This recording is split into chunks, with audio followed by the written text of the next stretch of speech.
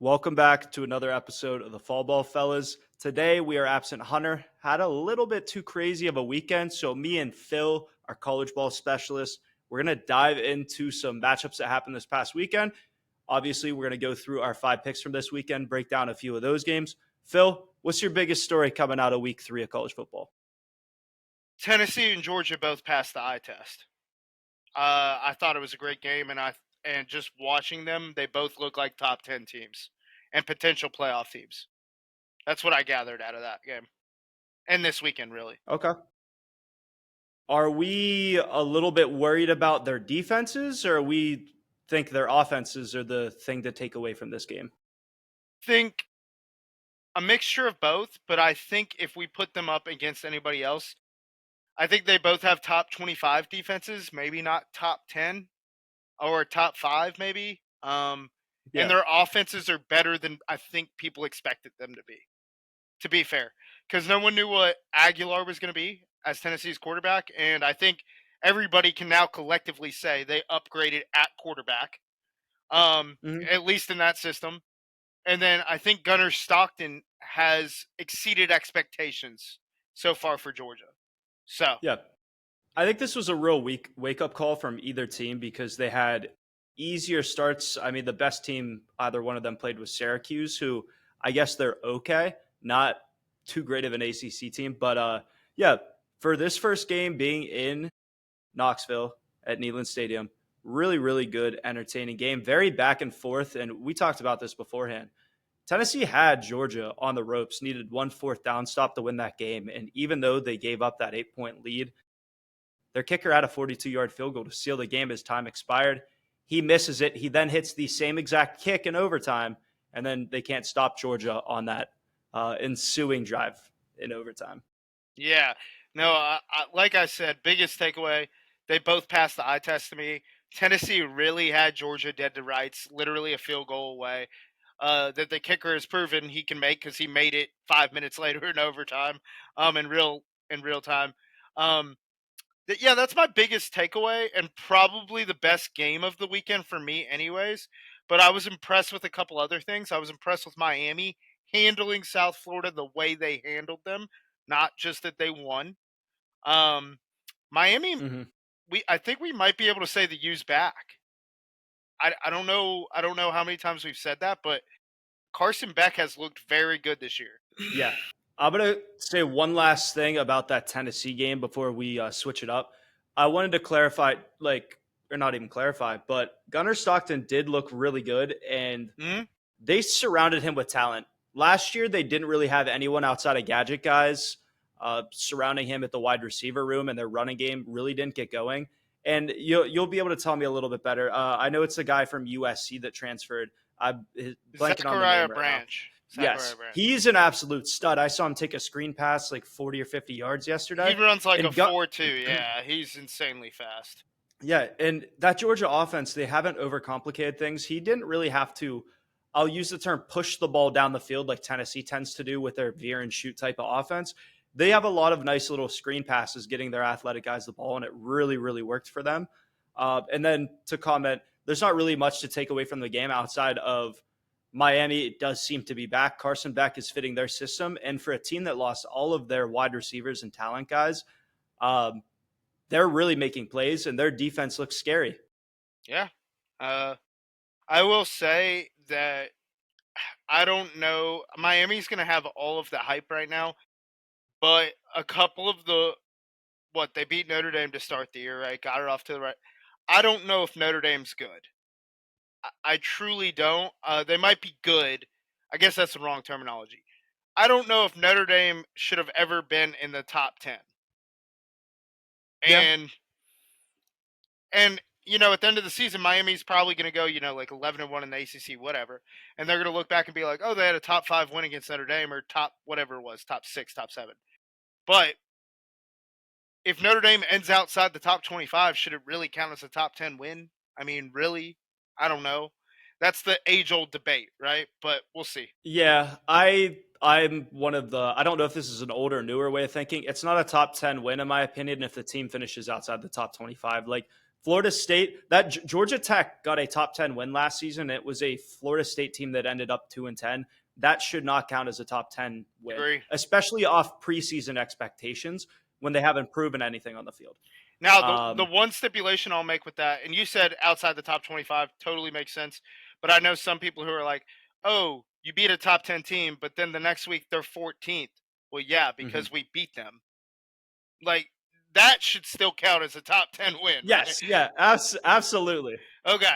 Yeah. Some people make that argument, especially on Twitter, some nutcases, and I'm like, it still counts as a top 10 win. Because when you played them, they were in the top 10.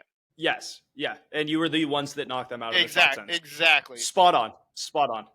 All right, let's get into, since we talked about the ACC front runner right now, let's talk about a team that was the ACC front runner. We all picked, I believe, to win the league. Clemson. Stupidity. Terrible performance on the road.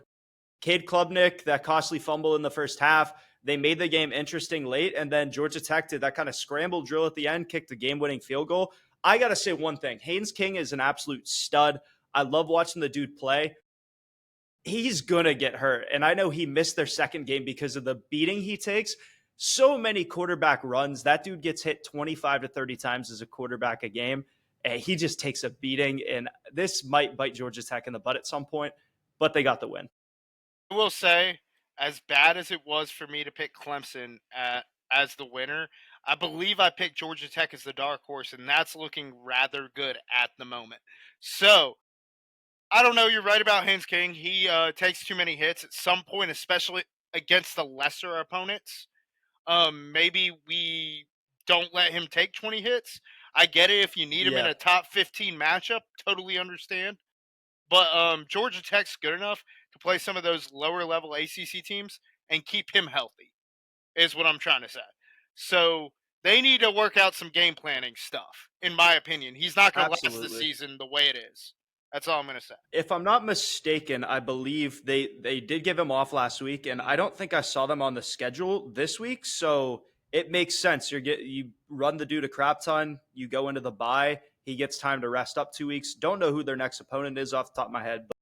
But Haynes King's a competitor. He's not the great thrower of the football, which is why Georgia Tech probably won't be winning any awards or going to the CFP this year. But me, you, and Hunter picked them as the dark horse. We saw something in this team. They're already proven to be pretty darn good. Well, it's that, and they're in a weak ACC. If they were in the Big Ten, I don't think they would be the 6th or 7th best team, to be perfectly honest. But whatever. But I will say, it was totally necessary for Miami to come up the way it did right now, because Clemson, who was supposed to be the torch holder this year, has absolutely crapped a brick. I mean, Dabo pulled up for 3 and airballed. I mean, it's been bad. It's been bad. Because Are we not surprised, though? This is the same team as last year. I think I said it in a previous podcast. This is a team that's in that 25 to 40-ish range in terms of the actual talent on their roster. I just think because they returned so much, they got overrated, and because they made the playoffs. But they beat SMU. Miami lost the ACC last year. These other teams didn't win it. Miami just lost the ACC. I will say I still think Clemson's a top 25 team. I do not think they're a top 15 or even I do not think they sniff a playoff spot at this point. But I do think they're a top 25 team. But I think that's their ceiling with Cade Klubnik at quarterback. He is not a good enough of a passer. He's a great athlete. He's not a good enough of a passer of the football to make you respect him passing the football. And that is absolutely not. And that's where I lose the plot. I still think their defense is pretty good. I don't think Clemson is a terrible team, which some people are going to be saying that now. I don't think they're a terrible team, but they are not what everybody thought they were going to be coming into the year. Yeah, they're still going to be that upper echelon of the ACC and probably be fighting for one of the spots up at the top. So they could technically make the playoffs if they did run the table in the ACC, which could happen. But I want to lead into a team that plays mostly an ACC schedule. We brought them up earlier. Why is Notre Dame still ranked 0-2, heartbreaking loss off a botched extra point? Marcel Reed showed me a lot of promise in that game.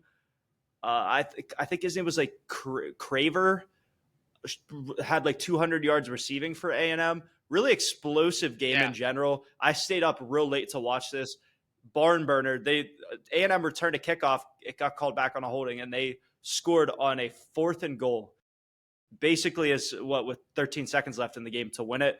I don't have too much to say. Amazing game. A&M's lost, Notre Dame has lost 2 heartbreakers. You're 0-2 though. How are you still ranked in the top 25 when you have not won a game yet? So the other thing I'm going to point at, I agree. Yeah, why are they in the top 25? They haven't won a game yet. It's been a tough schedule. I give you that, and they've played close games. I'll also give you that. It's the only 2 teams they have to play. USC, but I know, and that's the thing is if Notre Dame goes 10-2, then they're probably still going to figure out a way to backdoor into the college football playoff. But I don't think they should because they have now. I mean, USC's undefeated right now, and if USC has a promising season or whatever, and then they beat USC when they're in the top 20 or top 15, okay, we can maybe talk about it. But right now, yeah. they don't have any quality wins left on their schedule. They have to hope that USC starts winning out. And the They other also thing I want to point out, Arkansas. uh, Arkansas isn't going to be a quality. Arkansas will be a bowl team that they will use to bolster them. I'm not saying it's going to be a great win, but they will use it to bolster, and it is in Fayetteville. But the other thing I want to point out, Notre Dame had a lot of change at offense because they changed the quarterback. Okay? And I think they lost their top 2 or 3 pass catchers from last year as well. They kept their running back duo. I know that. Offensive line was supposed to be pretty good. They kept Raridon. I think they lost a tight end maybe in the draft. Jaden Greathouse came back. He was the guy that started emerging, and I think Faison's still there. So they did return. I don't know if they lost their top 2 pass catchers, but also they added Malachi Fields, who is emerging in the offense as well. So I think they are returning a lot more people than we think. But my issue is you can't just, once again, you cannot assume you're going to replace a quarterback. But Agreed. the real issue isn't their offense. They just put up 40 points. You should win a football game if you put up 40 points. Notre Dame was supposed to have a top 5, top 10 defense this year. You know where they currently sit, and I saw this stat earlier. They are 112th in giving up passing yards. Yeah, out of 130 through 2 games this year. And I get they were playing good quality opponents. But for a team that was supposed to be a top 10 team, it can't be that bad, even when you play the good teams. It cannot be that bad. Absolutely. So, and if they're struggling that much against the pass, they do have an issue with USC. Exactly. And honestly, USC, I think they took more strides. USC is closer to be a 10-win team this year than they are the 7-6 team they were last year. That's all I'm going to say. Okay. I think Can we talk about bad quarterback play for a second? Okay, who do you have? Did you watch DJ Lagway's game yesterday? He's awful. 5 interceptions? Yeah, no, he's bad. Why him? And I'm not going to make as much of a complaint about Sellers as he did get hurt. Disclaimer: they're just kids. Yeah, just kids. Just kids. Lagway came in with the most hype. Everyone was claiming he was going to be the Heisman frontrunner before the season even started. And let's be real here. All 5 of his picks were fully his fault misreading the field. He threw one into triple to quadruple coverage twice, forcing the ball where it didn't need to go. They only lost by 10 points, folks. He was in their territory and threw the ball in the end zone, I think, for one of those picks, and he threw a pick 6. That game was 13-10 without it, and they were in field goal range for another one. DJ Lagway single-handedly lost this Florida team the football game when their defense did everything to keep them in it. I will say, if we're going to talk about DJ Lagway, I mean, preseason hype was there. I mean, I haven't seen anything out of Arch Manning either. If we're talking about disappointing quarterback play, I mean, Texas played nobody this past weekend. In fact, so much nobody that I watched a quarter of that game and I forgot who they played. That's how nobody they played, and he still did not play well. So now he can't. Is he hurt? No, he's bad. What is But, this? Have you seen all that speculation? I called someone out the other day for it because he's been doing the wincing as he throws things since high school, yeah, and they've been playing off an injury this whole time. So I he's don't not think it's an injured. injury. I just don't. I think his throwing mechanics are terrible, and that he got so much hype, and they're trying to hide him. Will agree with that. One thing I want to shed spotlight on is I don't think Florida is good, and LSU really struggled to put them away. And Nussmeier didn't play his best game either for someone we're considering to be a top 5 quarterback in the country. So, I mean, the quarterback play this year in general has been subpar. Uh, now, I say that, but Stockton and Aguilar both played really, really well yesterday. So I say that, but there has been some good performances. Carson Beck's looked really, really good Yes, in the ACC. Overall, though, Diego Pavia. yeah, Vandy looked very, very good against South Carolina. They did lose Lenore Sellers, but South Carolina, who was 11th ranked at the time, should not be Yep, losing to Vandy by 24, even with their backup quarterback. So, at home. yeah, well, yeah, At home. but my thing is so far in general, the SEC as a whole, the quarterback play has not been what the preseason hype lived it up to be, basically. I don't. It might change. Arch Manning might develop during the year. DJ Lagway might figure out how to read a defense. I'm not sure. Um, once again, just kids, but Just kids. not very good at football at the moment. No, I'm gonna actually give you a little bit of an argument there. I don't think. I think I'm going to put a caveat in here. The SEC, where we expect the quarterback play to be high, has not been where it is. The SEC quarterbacks that we've seen behind the scenes with guys like Diego Pavia, we saw Austin Simmons had 2 good games for Ole Miss. They literally put in a backup yesterday, Chambliss, and he threw for over, I believe, 400 yards, if I'm not correct here, against Arkansas. Taylon Green has been playing well. And maybe the biggest surprise of this season, Penn State's backup, Bo Pribula, honestly, my opinion, should be the Heisman frontrunner at this point in time. Not going to say he's going to win it. And they haven't played really anyone. Kansas is an okay team. Bo has been showing out. And I think the quarterback play in the SEC is coming from teams and guys that we did not expect coming into the season. I can give you that, but let's pump the brakes on Bo. I love Bo just as much as anybody else, and I want him to win every single game he plays as long as he doesn't play Penn State. But they haven't played anybody. Kansas's defense is not good. Even if they are a good team, their defense is not good. Their offense is pretty good. Then I think they played Central Arkansas, and then who'd they play this weekend? They beat by a bunch. They played 2 bums in Kansas. Yeah.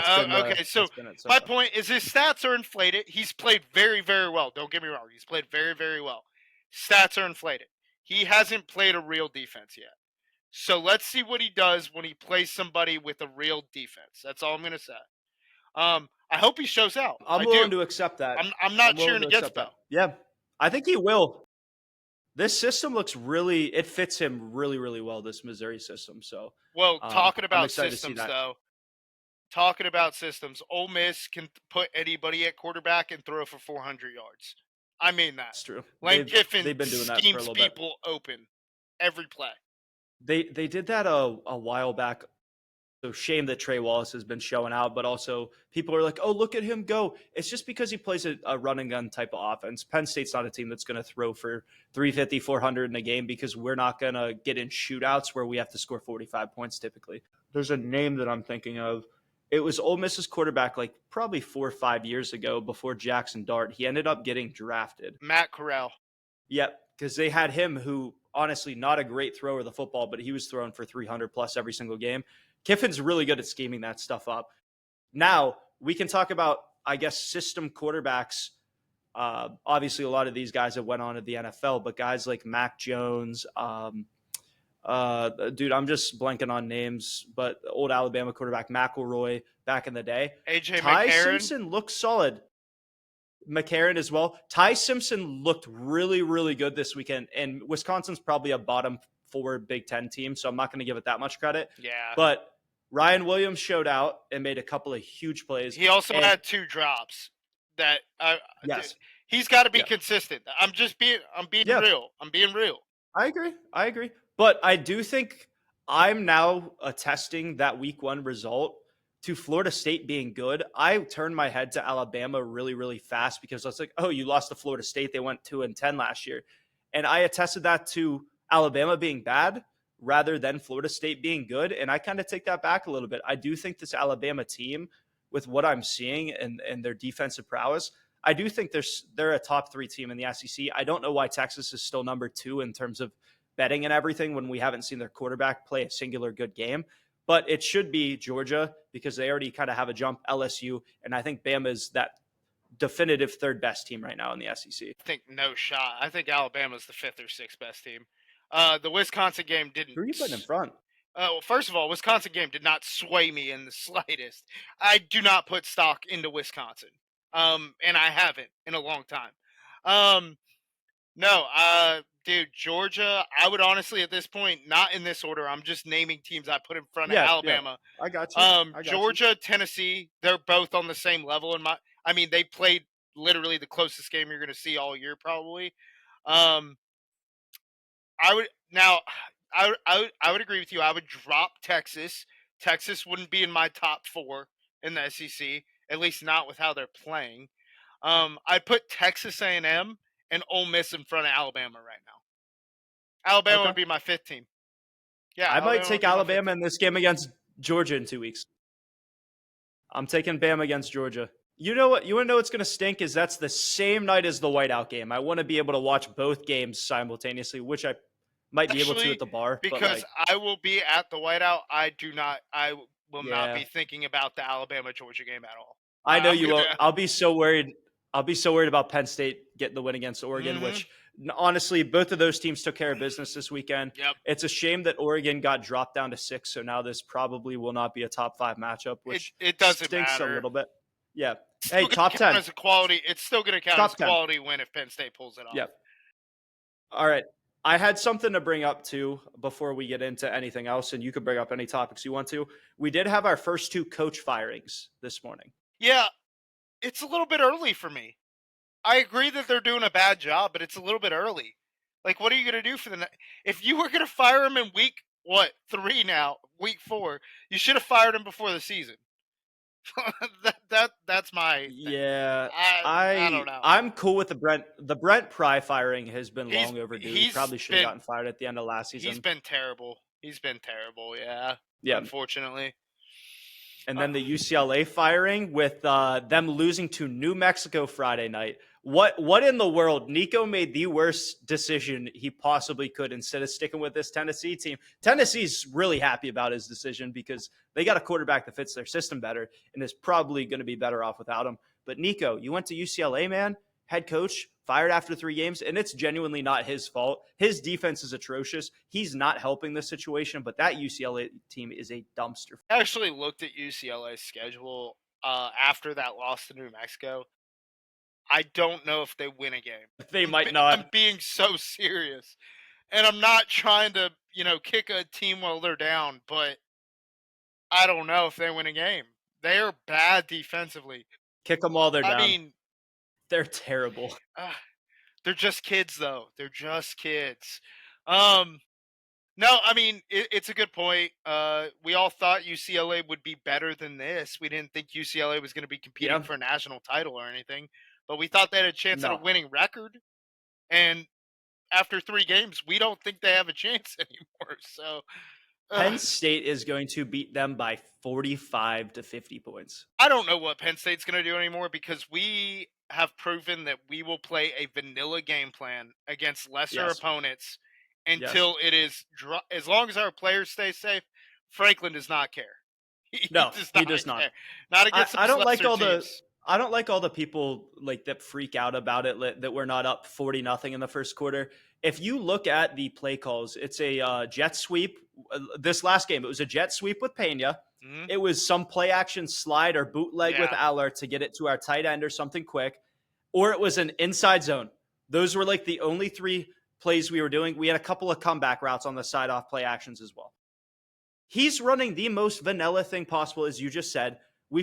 Penn State fans should not be worried about Allard doing stuff. He's just playing it safe. He's been a little inaccurate from time to time, but he's also, in some instances, he's been trying to force the ball downfield to get these guys a few of those deep range reps. I don't hate it, and I don't need us to beat these teams by 60 or 70 because we have nothing to prove. We're 2 in the country. You see teams like Nebraska, they have to put up 70 on someone to get a little bit of respect. We don't have to. Penn State doesn't. This reminds me of, I don't know if you remember Nick Saban's early days with Alabama when they were just, I mean, when I talk, they were dominant. This was before Georgia stepped up. They were Yeah. dominant. They Late would beat 2000s. teams 21-3 and just suck the life out of them against lesser opponents. And no one blinked an eye because they didn't win by 60. Kirby does that. Kirby does that right now.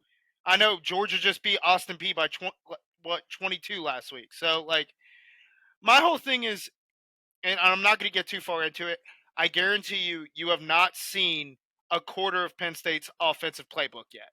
I guarantee you. They showed nothing in these games. I will tell you that. The defense is really nice, and that Chaz dude is going to be a very nice addition to our pass rush. I feel very confident.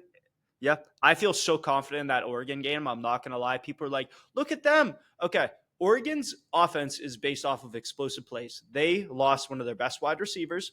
Yes, they can still make explosive plays. They don't have that type of running back like they did last season. Okay, they just don't. They don't have Bucky Irving. Who did they have last year that was like God tier? I can't think of his name. I forget his name, but I don't. I like to drive Oregon out of my mind, really. Yeah. Okay, that's fine. What I will say is Oregon actually did get pushed around a little bit at the lines of scrimmage from Northwestern. If Northwestern can dominate the line of scrimmage for drives like they did, Penn State can. The last thing that I will say on this is this game's 2 weeks away. We'll probably talk about this a heck of a lot more in next week's college football podcast. Don't worry about Penn State. They got a bye week to get things right. We shouldn't be worried. No, shouldn't be worried. And also, as much as I want to put stock in that Northwestern game for Oregon, I can't put all that much stock, except for the part that offensive and defensive lines for Northwestern were not pushed around, because even when you have a vanilla game plan, your line can still dominate. And I didn't see that out of Oregon. Now, I will give Northwestern credit, too. They're a Big Ten team, okay? But they were expected to be bottom 3 this year, correct? I mean, consensus bottom 3. Always bottom 3. But good for them. Yeah. They made it respectable, and they backdoor covered to lose me a parlay. Good work, Northwestern. Honestly, go Wildcats. No. I don't have anything against them. I think we're no. What I do want to segue into is this coming up week's matchups, because we've talked kind of ad nauseum now about this past week, at least covering the main highlights. I know we haven't covered every game. Sorry, some games just weren't worth talking about, quite frankly. Good work, West Virginia. I'll give you that. Yeah, well, yeah, everybody hates Pitt. No, I want you to lead the way with the matchups we are going to discuss for this coming up week. All right, guys. Per usual, we are going to be doing our 5 picks. At the end, we're going to talk about a couple more matchups before we get into those. First one, not really too much here. Notre Dame has a get-right game at home against Purdue. Notre Dame should take a cakewalk. They shouldn't be in the top 25. This win probably could have propelled them back into it. Notre Dame should win this game fairly easily, although Purdue is, I would say, drastically better than they were last year, which is not saying a whole lot. I think if Purdue's offense has success against Notre Dame's defense, it is officially red flag time for Notre Dame fans. That's all I'm going to say. Even if Notre Dame wins the game, whatever. If it's not already. Yeah. If they win something along the lines of like 41-30 or 41-28 even, Notre Dame, you might be in for a tough season. That's all I'm going to say. All right. Next one. We could chat about this. Florida at Miami. The more and more I see from each of these teams, Miami's defense is going to bully DJ Lagway, and I don't see their defense stopping what Carson Beck's doing. That spread's 9.5. I'm surprised it's still that low. I'm probably hammering Miami. Yeah, with what Florida's shown. Now, Florida's defense isn't bad. I will say that they're not bad. Florida's I defense, thought USF's defense was good, yeah. and Miami just destroyed them. Well, it's Yes, tough. they But just had a I will common say opponent the this. last 2 weeks. Yeah, but transitive property doesn't always work that way. We know this in college football. I agree. They had a common opponent. I do agree. Yeah, yeah, I do think Miami wins handily because, first of all, it's a rivalry game, and I think if Miami, if they get a big lead, I don't think they're going to take their foot off the gas. Quite frankly, I think they're going they to run. definitely will not. Yes. Um, Florida, you're in for a long season. Billy Napier might get fired after this game. So Yeah, if they start this year 1-3 and their schedule does not get any friendlier this year, we thought it was that USF game was a chance for them to start the season 2-0 and potentially make a bowl game. They are not guaranteed a bowl game at all this year. SEC's been a little weird as of late, so maybe they could end up doing it, but I'm not seeing it. no. In another SEC matchup, we got South Carolina at Missouri. This spread has ballooned out to 13.5. For obvious reasons, I don't think Sellers is going to play. I also, off that hit, that dude getting ejected was a little bit stupid to me. He just went to go defend a pass and his head barely hit his head. Bad call. Not here to talk about that. Vanderbilt did destroy them, but I don't see with how Missouri's offense is playing and how South Carolina just performed at home against Vanderbilt. I don't see how this game's close. I think Missouri's on the upward trend, and I think South Carolina, especially without Lenore Sellers, will not be competitive. Yeah. Um, yeah, that's all I really have to say. I think Missouri's got uh, the right quarterback for the right system. So Okay. And we talked about this a little bit before. It's kind of a unique matchup here. Neither of these teams, I don't know if we expected this to be an undefeated showdown in week 4. Michigan State at USC. Michigan State has played a relatively easy schedule after we just watched Boston College, who they took to overtime, lose to Stanford, whom I thought was the worst Power 4 team by far. And they beat Boston College by multiple scores. So I think USC wins this pretty handily as well, obviously being at home. And Jade Maeva has been playing really, really good football. Jacoby Lane, stud. Makai Lemon, good guy. Good players. I think if USC doesn't win this one handily, they're not deserving of a top 25 ranking. I don't think Michigan State's that good, quite frankly. They're sitting at 25 on the dot right now, correct? Yeah. Okay. If they wanted to keep up that upward trajectory and give a notice to the rest of the country, they win this by at least 3 scores. Yeah. Yep. Fully agree with you there. All right. I put this game in here just because I do like Big 12 football. Arizona State at Baylor. This was a type of game I looked at before the season and kind of penciled it because I do like watching either of these teams, with Arizona State almost pulling off that upset against Texas last year. They did just lose to Mississippi State, and Baylor did lose to Auburn. Both of these teams are probably in that, I'd say, like top tierish range in the Big 12, but maybe a tier below teams like Texas Tech and Utah. Just give me Baylor at home here. I don't think Arizona State's offense has really impressed me too much. Yeah, everybody was talking before the season about Levitt and that offense going to be nasty, and it has not been. No, actually, it has been, but not in a good way, like in a throw up kind of way. Um, so yeah, no, give me Baylor. Arizona State has not lived up to anything anybody thought they would be. So. Yeah. Also, talking about Arizona State, would be wrong not to give Cam Scadaboo a shout out. Got his first career rushing touchdown today for the Giants in what was probably the best game of the weekend. We'll talk about NFL later this week, but Cam Scadaboo, Arizona State misses you. All right. Now we are finally into our 5 picks. We're going to do the same thing we have been, start at the largest spread and work our way down. Now, this is a game a lot of people might not have circled on their watch list for the weekend, but I'm a little intrigued. We have Tulane, the Green Wave, going and taking on Ole Miss. Ole Miss just won a barn burner against Arkansas, where they turned them over late in that fourth quarter to hold them off and win that game. Tulane is 3-0 starting. They just beat the team that bought their quarterback off of them for $4 million and Darian Mensah and Duke, and beat them pretty. It was one score at the end of the day, but they were up by 3 in the fourth quarter. I like this Tulane team. I think they can actually probably score with Ole Miss, but I don't know if they can win this game in Oxford. So probably give me Ole Miss here. Give me Ole Miss. Tulane, very good group of 5 team. Will have a chance to make some noise in their conference, obviously, but just not good enough to compete with arguably a team in the top 1 or 2 tiers of the SEC. Also, before this balloons out, please, everyone, go and take this over at 60.5. This game will hit the over. And Lane does not hesitate to score 40 to 50 plus on anyone's.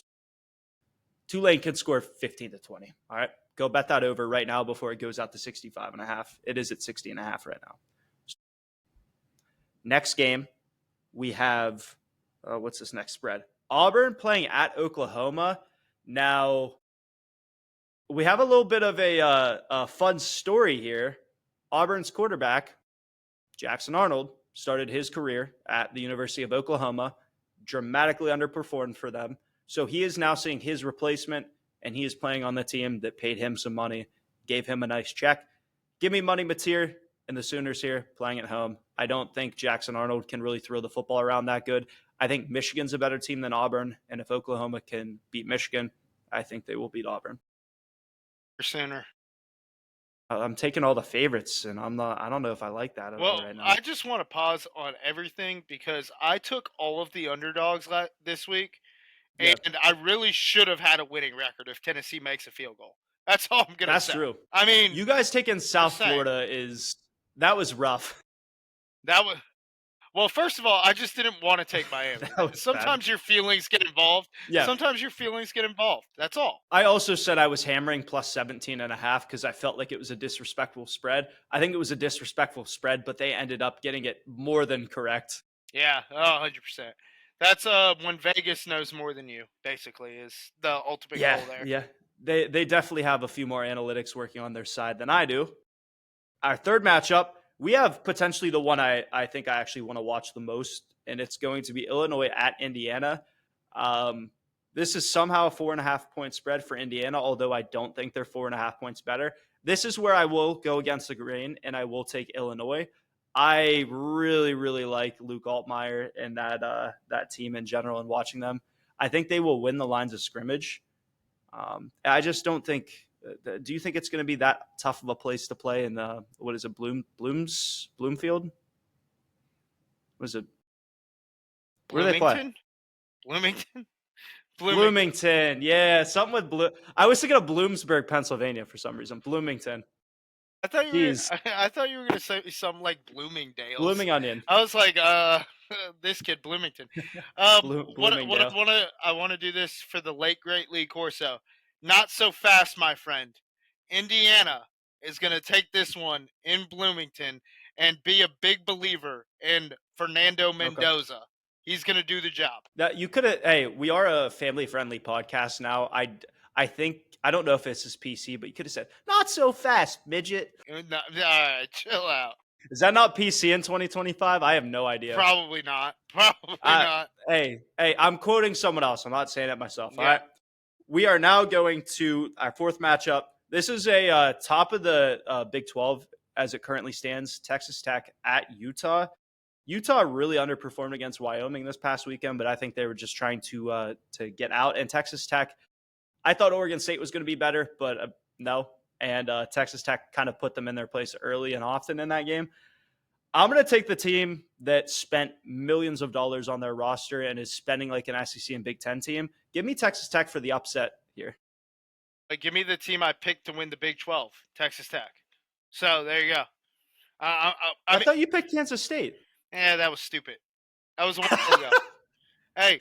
Okay, wait. Before we get to the last one, Kansas State is all-time down bad. Well, that's what I'm saying is that I no longer pick them. I gave up on that. I'll go change the graphic, but Avery Johnson is a bum. He refuses to run the football. I don't know why, because that's what he's good at. Like really, really good at. He's trying to throw it and yass it down the field. He's just not doing it. But okay, so did you take Oklahoma, by the way? Did I what? Did you take Oklahoma or Auburn? For some reason, I'm forgetting. I said Boomer Sooner. Okay, you said Boomer Sooner. Okay. I was blanking on what you had said. I didn't say much. Yeah, no, I didn't say much. Yeah, I just said Boomer Sooner. Our last matchup, that explains it, is going to be Michigan at Nebraska. So, I believe Nebraska was Phil's dark horse for the Big Ten. They are underdogs at home against a Michigan team and Bryce Underwood that just went off against a severely horrible opponent. Oh, I don't know who you're going to stick with here. Nebraska or Michigan? No, I'm going to take Michigan. I hate rooting for the Michigan Wolverines, but I think they're just the better team. Fear the corn. Not so Fear the fast, corn, my baby. friend. If I had a corn head, I'd put it on right now. I don't. But fear the corn, baby.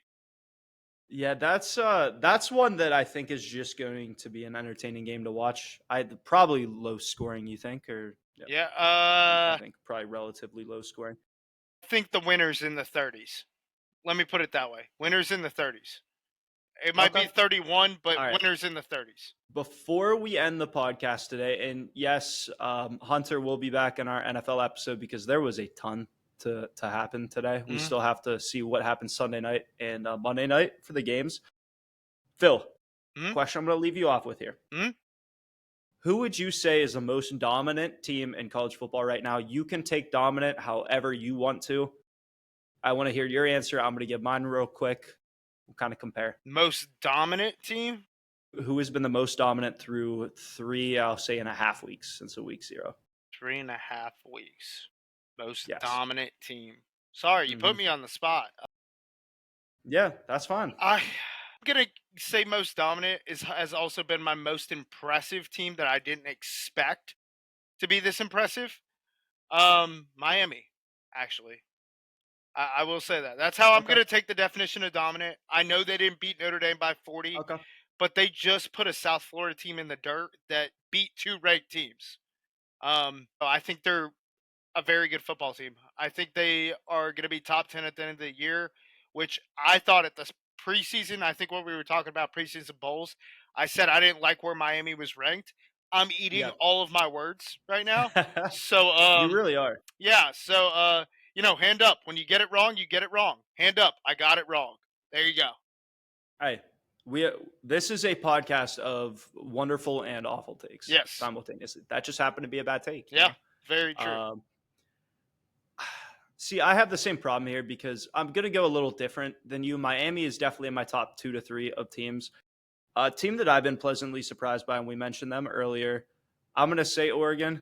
I think they have been they have been dominant. They beat a Oklahoma State team 69-3, which although Oklahoma State's not that good, beating a Power 4 team by that much is pretty darn good.